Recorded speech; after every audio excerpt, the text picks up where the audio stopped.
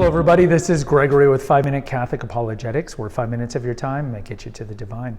Today we're going to talk about St. Ignatius of Antioch, a disciple of one of the apostles.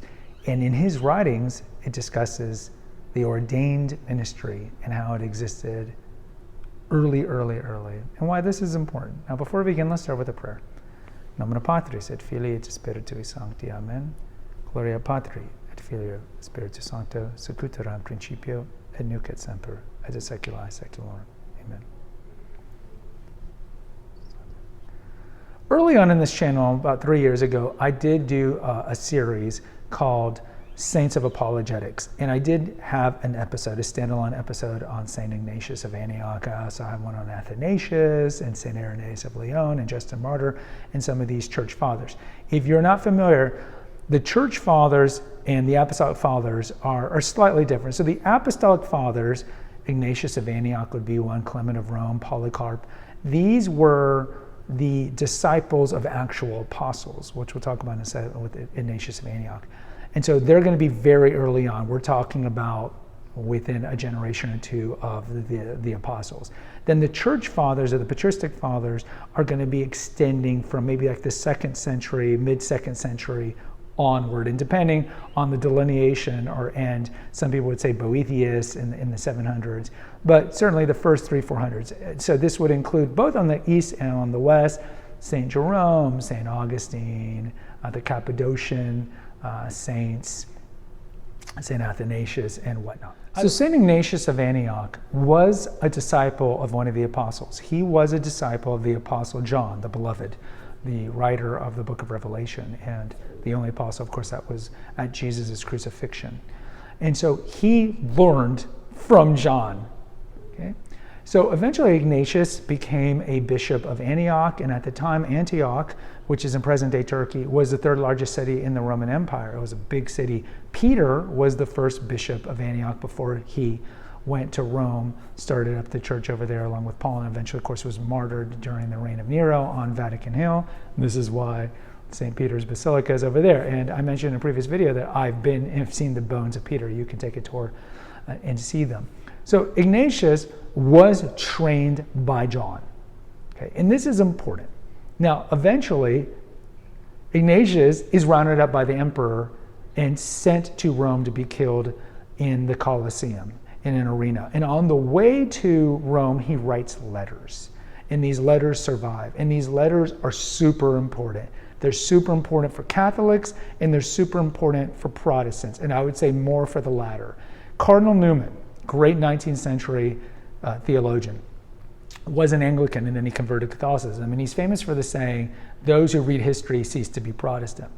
And why do I say it's important for Protestants to read the church fathers? Because, of course, when you read the apostolic fathers, like Clement of Rome and Ignatius, you'll see that the early church was Catholic in its belief.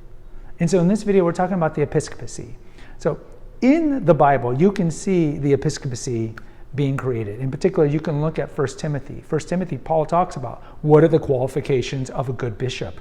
What are the qualifications of a good deacon? Right? They shouldn't drink, or they shouldn't drink too much. They need to only be married once. They need to be moderate, and all these things like that. So Christ intended, and we've talked about this in previous episodes, intended to have a visible, not an invisible church, not a primitive church that 700 years later, or like the Mormons, didn't really appear until 1820, but a visible church that was hierarchical. Bishop, the apostles, the successors of the apostles were bishops.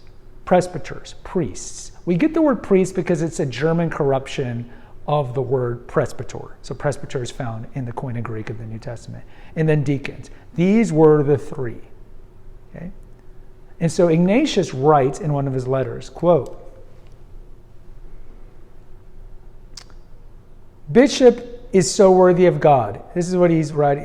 He says, "You must all follow the bishop as Jesus Christ followed the Father, and follow the council of presbyters, priests, as you would the apostles, and respect the deacons as the commandment of God." And he mentions that in the letter to the Smyrnans in paragraph 8. So why is this important? Well, look, There's this belief among Protestants that there was this great apostasy, and I have a video here on how to kind of refute that. But that there was a great apostasy in fill-in-the-blank century. Of course, they can never name it, but fill-in-the-blank century. And of course, this is done to justify the existence of their own church. Because see, every church that's not the Catholic or Orthodox faith was founded by a man or a woman. Christian Science, there's other ones. They were founded by women, but they were founded by a man. They weren't founded by Jesus Christ. Only the Catholics and the Orthodox can say that. And so if a Protestant belongs to a church that doesn't have these three hierarchical orders, bishop, priest, deacon, then they really can't say that they're in any line of having authority because they're not in line with what the early church taught. The early church taught, again, first letter of Timothy, Paul is saying qualifications for these things. So why would he be writing that if the belief was that we needed to have a hierarchical, visible church? Because what would be the point of saying, well, these are the qualifications of a good deacon and a good bishop, if there were no need for a deacon or a bishop? So the early church had it. And then you read Ignatius of Antioch, again, a disciple of John. So there can be no apostasy. When did the apostasy happen? John taught this to young Ignatius. Young Ignatius, we have in his writings. You got to have a bishop. You got to have a priest. You have to have a deacon. And we're not going to spend here like what roles each of these ordained clergy have, or ordained people have, because it's not really relevant to this. But my point is, these three levels exist today in the Catholic Church, Eastern and Western.